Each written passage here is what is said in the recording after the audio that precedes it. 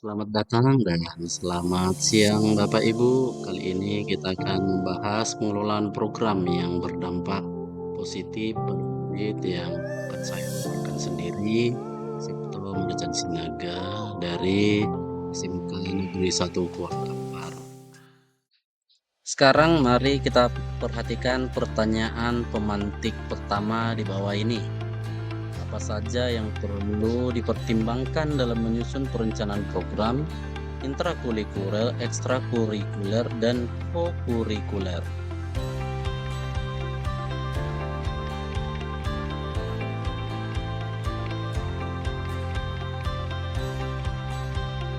Untuk pendahuluan kali ini, kita terlebih dahulu mempelajari dan mengetahui apa dasar filosofi Ki Hajar Dewantara terhadap pendidikan.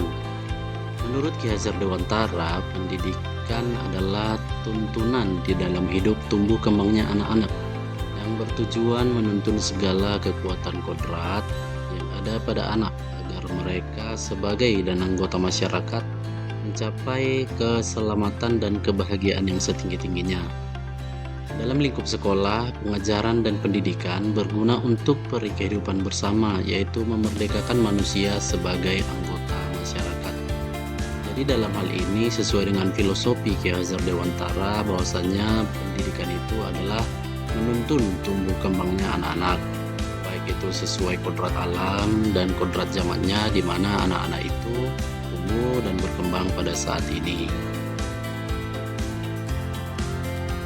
Dalam pendidikan di sekolah, sesuai dengan filosofi Ki Hajar Dewantara, ada program komponen profil pelajar Pancasila yang perlu dikembangkan dalam diri murid, yaitu yang pertama beriman bertakwa kepada Tuhan Yang Maha Esa dan berakhlak mulia. Dalam hal ini mendorong murid mengembangkan sikap positif yang merupakan pengejawantahan dari keimanan, ketakwaan, dan akhlak mulia. Murid dapat melakukan perubahan sikap sebagai saat melakukan program gerakan murid berbicara atau gembira. Jadi suatu program itu diselesaikan di dalam sekolah, sebagai contoh itu gerakan murid berbicara. Kemudian berkebinekaan global. Murid diharapkan dapat hidup di tengah masyarakat yang majemuk dengan sikap kebaikan. Mereka akan mampu beradaptasi dengan situasi dan keadaan yang dihadapi. Selanjutnya kreatif. Murid mampu melihat permasalahan dan secara kreatif berupaya mencari solusi atas permasalahan tersebut, serta memberi ide gagasan terhadap kegiatan-kegiatannya. Itu yang pertama pada komponen profil pelajar Pancasila pada slide ini.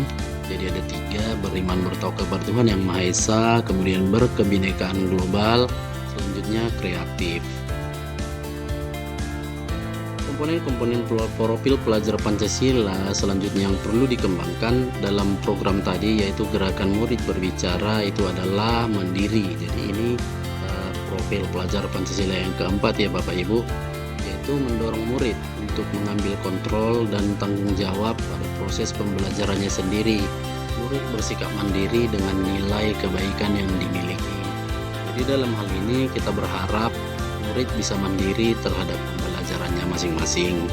Sebagai contoh, sampai di sejauh mana dia memahami pembelajaran, dan sejauh mana dia butuh proses belajar di dalam kelas itu dikontrol dan ditanggung-jawabi oleh dirinya sendiri, di mana guru hanya sebagai fasilitator yang menuntun dan mengarahkan proses pembelajaran mereka.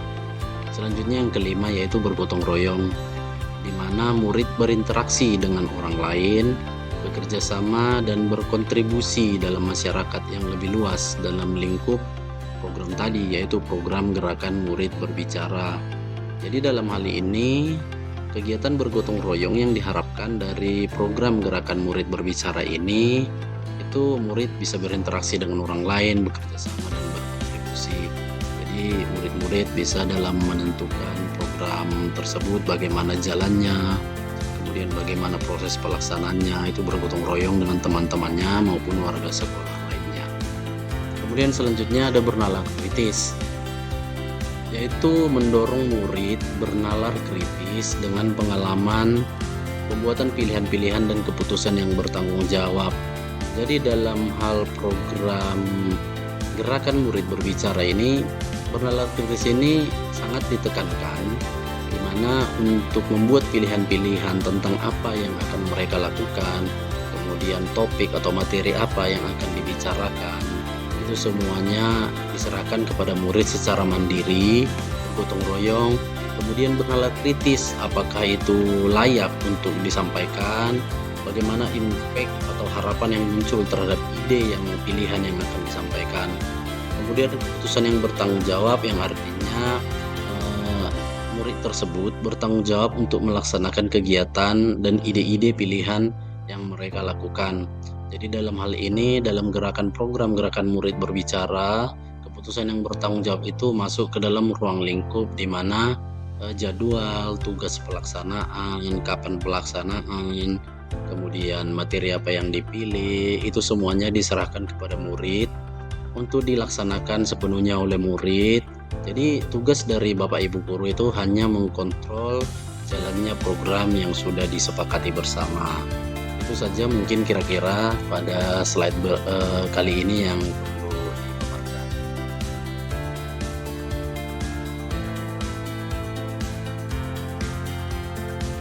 Baiklah Bapak Ibu, demikianlah paparan dari pengelolaan program yang berdampak pada murid, terutama program-program yang telah dirancang oleh murid demi perkembangan positif pembelajaran. Kemudian program gerakan murid berbicara yang kita rancang kali ini, sejauh mana profil pelajar Pancasila yang diharapkan dari program yang akan dijalankan oleh murid tersebut. Saya kira cukup sampai di sini paparan dari saya. Terima kasih, sampai jumpa Bapak Ibu guru di lain waktu.